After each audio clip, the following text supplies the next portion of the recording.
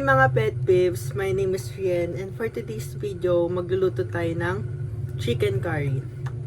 So first time ko tong gagawin kaya kinakabahan ako kung magiging masarap ba yung outcome, kalalabasan. Outcome, tapos kalalabasan. Ayun. Basta tingnan natin kung magiging masarap yung luto natin today. Bye! Ito yung mga kailangan natin para makagawa ng chicken curry. Of course, gata. Ayan, binili namin to kahapon sa Dali. Sibuyas, ilang cloves ng garlic, and then ginisa. Syempre, ito favorite namin to, ginisa.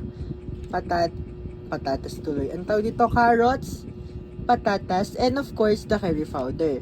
Syempre, yung chicken, kaya lang wala siya dito sa video kasi pinapalambot ko pa. So, yung chicken name is half a kilo yung binili namin. Pero hindi ko ilalat kasi apat lang kami. So, baka mga 4 parts lang. Ganun. Pasensya na kayo sa bahay namin. Ganito talaga yung bahay namin. So, first is balatan natin yung carrots at yung patatas. First step natin na.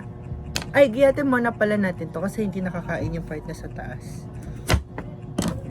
Pagkatapos mong gayatin, set aside mo lang dyan. Set aside! And then, yan, basta ganyanin mo lang.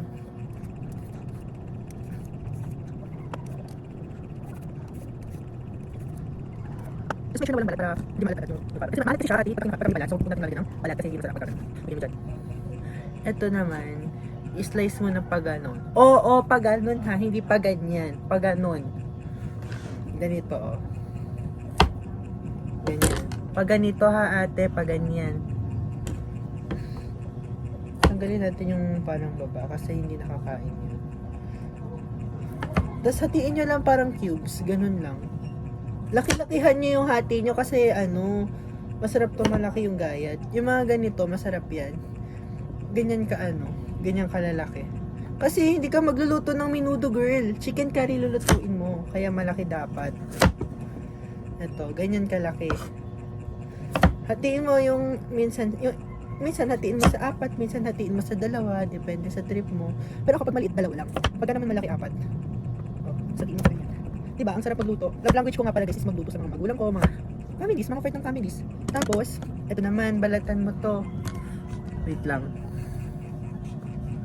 I'm back! So, hinugasan ko siya kasi babalatan. Syempre, alam nga naman kainin mo ng puro buhangin, girl, diba?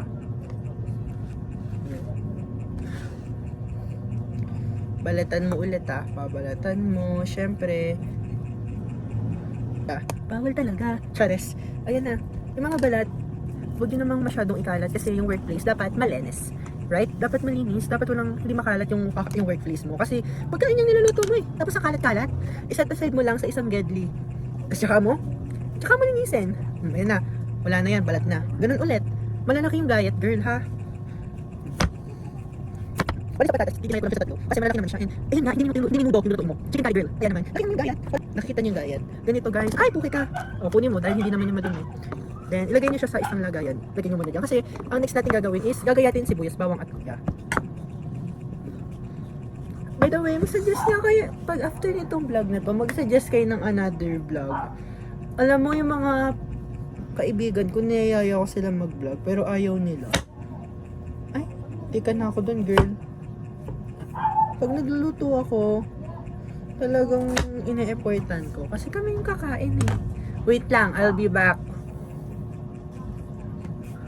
So, I have here kutsara and ginaganito ko lang yung luya. Kasi nakita ko sa TikTok, ganun yung ginagawa. Kutsara yung ginagamit pang balat, hindi filler. Well, mas maganda pala to kaysa pinifiller. Ba't pinifiller, chares? Ayan, tignan mo, ang laki pa ng space na hindi kagaya ng pag piniler mo, kasama na yung laman. Ito, balat lang talaga yung nakukuha. Kaya sabi sa inyo, gamitin yung kutsara. Mas maganda siyang gawin. Ayan. Tika ko pa ipahid sa mata ko, girl. Ayan. Ang gayat is pahaba. Pahaba guys yung gayat. Parang parang lagyan ng harap ng sopas. Ganito. Ganito ha. Ganito pahaba. Parang lugo din. Ganito yung gayat sa lugo. Guys, alam niyo ako post ng vlog kasi parang yung bayan. Balik na kayo bayan, hindi ako sa bayan. Ganyan. Yan, ganito Kita nyo. Malaki, parang bench bike. Set aside mo yan, hindi ka bawal. Bawal talaga. Charis. Bawang naman ang next. Ilang cloves to? 1, 2, 3, 4. 5 cloves or 6 para naman sa ano ba yan? Bawang. Tsaka bakit naman ako magbabawas ng bawang para lang sa video na to?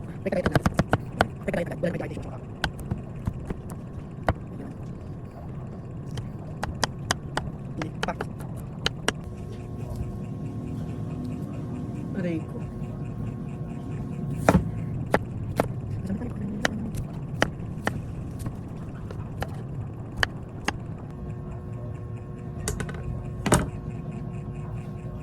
Tapos na ako magayat ng mga panggisa, mga pang-sauté. Nakuha ko din yung term. Kanina pa nasa dulo ng... Ay hala ate, may nakalimutan ako. Ilagay niyo na lang din to sa sa list. Bell pepper. Itong bell pepper na to, matagal na to sa rep, kaya gagamitin na natin. Kasi nakalimutan ko. Bakit? Hindi, joke lang.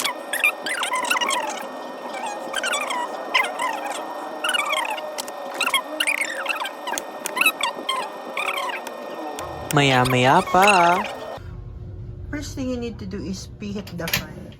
Ayan, so medium heat lang. So dito mga pet tips, marunong naman na kayo mag-isa, malaki na kayo, bahala kayo dyan. Kasi lagay ko na lang yung manok pagkaluto na yung mga sibuyas bawang. Pag medyo luto na yung manok, lagay nyo na yung curry powder tsaka tubig. Before ang lahat, make sure pala na pinarito nyo muna yung gulay. Ayan, kasi nakalimutan ko kanina eh. Hey guys, listen. So napansin ko, medyo paluto na naman siya. And I think it's the perfect time para ilagay yung gata. Ilagay na natin yung gata. Kita nyo ganyan na yung itsura, yung kumukulong-kulo na. Tapos, medyo luto na talaga yung manok. Ilagay nyo na yung gulay nyo. Yan. Ilagay na. Tapos haluin. Sabi sa inyo, liit ng gayat ko eh. Lakihan nyo pa sa next time kasi ang liit talaga ng gayat, parang magmemenudo. Ayan guys, so ganito na siya pag naluto. Papatayin ko na yung apoy. Sarap! Gagi ka! Oh, wow! Wow! I think malambot na yung manok. Pwede na yan. Pero pag ilaw pa yung manok nyo, simmer nyo pa ulit ng...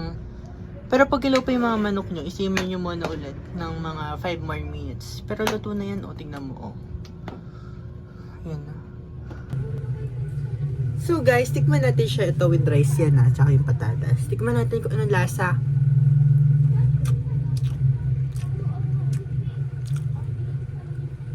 Sarap. Gumawa ka na. Go na. So, sana nagustuhan niyo yung video na to at may natutunan kayo kung paano magluto. Kung gusto niyo nang matutunan pa ang iba kong recipe, kung gusto niyo makita pa akong magluto ulit, just subscribe lang guys. Subscribe and like and hit the notification bell. At yun lang. Bye!